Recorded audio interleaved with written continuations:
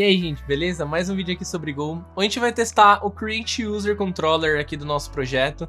Aqui vai mudar um pouquinho a questão do teste, porque a gente vai ter que começar a enviar body na requisição, coisa que a gente não teve que fazer no Find User e no Delete User, que a gente já testou anteriormente aqui no controller. Mas a gente vai aprender agora também como testar rotas nas quais precisam enviar bodies na requisição, enviar corpos de requisição, no caso de JSON, aqui no nosso cenário. Então vamos lá, vamos aprender como a gente faz isso aqui em Go. Então aqui a gente vai criar o nosso terceiro arquivo aqui de teste, que a gente vai chamar de create_user_test, tá? E aí vai estar aqui o create user test, e aí a gente vai copiar aqui de alguns testes para ficar mais rápido. Vamos copiar esse início aqui do nosso teste. Vamos criar aqui uma função teste, create user, vamos colar aqui para a gente criar a questão do mock, tá? Aí a gente vai dar um t.run e vamos testar primeiro a validação do objeto que a gente recebe. Então o primeiro ponto de falha que a gente tem aqui seria a gente enviar um JSON incorreto, né? Um JSON que quando a gente entra aqui tem aqui esses binding e ele quebre aqui nesses caras, tá? Então esse é um cenário que a gente pode testar. Depois ele pode dar erro no service e também dar sucesso, tá? Então vamos testar primeiro ele dando erro na validação. Então a validation got error, por exemplo, tá? Vamos criar aqui a função, beleza. E aí a gente vai copiar aqui também do delete user a parte do envio, tá? Então vamos copiar aqui essa parte. E aí o que a gente vai mudar aqui, tá? A gente vai criar o contexto da mesma forma. Parâmetro a gente não precisa no create user. Create user não recebe parâmetro, então a gente não precisa desse cara, tá? Pode deixar aqui uma lista vazia mesmo. Então vou colocar aqui uma lista vazia. O URL values também não precisa. O método ele é post e o body a gente vai montar ele, tá? O que ele recebe como body? Ele recebe user request, tá vendo? Então a gente vai pegar esse user request, vamos montar um aqui a partir dele, tá? Aqui a gente vai criar um aqui, vou dar um fill all fields. E aqui eu vou colocar um valor chumbado. Novamente, vocês podem colocar algum outro valor que vocês quiserem. Aqui eu vou colocar, por exemplo, um error e-mail para ele quebrar na validação do e-mail, tá? Aqui eu vou colocar teste qualquer coisa aqui só para ele quebrar na validação, tá? E aí vocês podem colocar alguma coisa que quebre aí do lado de vocês também, ou algum valor aleatório que faça quebrar no teste, tá? Não precisa testar um de cada vez, tipo, testar um erro que quebre no e-mail, testar um erro que quebre no password, aqui nesse jeito, porque todos vão dar no mesmo lugar, tá? Todos vão quebrar na mesma forma. Então, a não ser que vocês queiram testar aqui um de cada vez, tá? Mas aqui dá pra gente só jogar um valor que ele vai quebrar de todo jeito, beleza?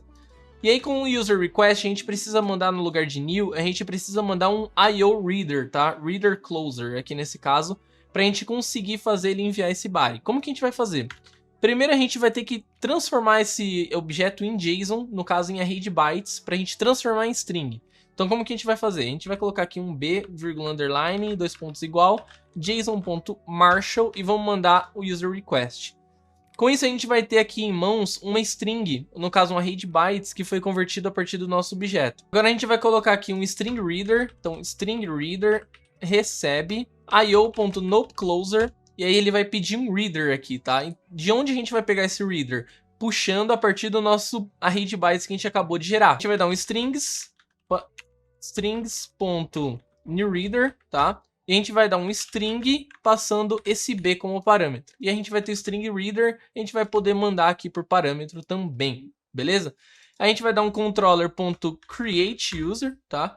Então a gente vai dar um controller.createUser e a gente vai ter que fazer os mocks aqui do createUser também, tá? Então aqui nesse caso a gente não vai precisar fazer o mock, porque ele nem vai passar direto, ou pelo menos não deveria passar direto. E no createUser, quando quebrar na nossa validação, ele tem que retornar pra gente um 400, né? No caso, é no shouldBindJSON, ele vai quebrar, ele vai dar a validação e tem que dar um 400. Então aqui você vê o new bad request validation error, ele retorna um 400 pra gente, tá? Então aqui nesse caso tem que ser status bad request mesmo e recorder.code, tá? Vamos ver o que acontece. Então passou aqui no nosso teste, ó, error trying to validate user info. Então a gente conseguiu fazer o nosso teste quebrar na validação de JSON. Então a gente já tem o primeiro cenário aqui testado. Agora a gente pode copiar um outro cenário idêntico aqui, tá? Só que eu vou copiar do delete user pra gente copiar também os mocks, tá? Então copia aqui do delete user, vamos colar aqui do outro lado. Então object, vamos colocar assim, object is valid, but service returns error, por exemplo, tá? Então a gente vai colocar desse jeito. O parâmetro, novamente, a gente não precisa. A gente pode mandar vazio aqui, uma lista vazia como parâmetro, tá? E aí aqui a gente vai dar um expect, vamos colocar create user. Então create user service, aí ele recebe como parâmetro o objeto, né, que a gente vai mandar, só que o objeto convertido para domain. Então nesse caso a gente vai ter que fazer o seguinte, a gente tem duas formas. Aqui quando ele recebe user request, ele pega esse objeto e transforma em new user domain. Então o que a gente vai ter que fazer? Vamos copiar aqui esse código para a gente criar um domain. E vamos copiar aqui também o user request que a gente tinha feito aqui em cima. A gente vai colar aqui esse cara da mesma forma, só que agora a gente vai ter que mandar valores válidos, né? Teste.com, a senha, quais as validações da senha a gente vai ter que enviar. A senha ela tem que ser no mínimo 6 dígitos e ela tem que conter algum desses caracteres. Então vamos colocar aqui, por exemplo, teste, algum desses caracteres, 1, 2, 3, por exemplo. O nome tem que ter no mínimo 4 caracteres, então vamos colocar aqui teste.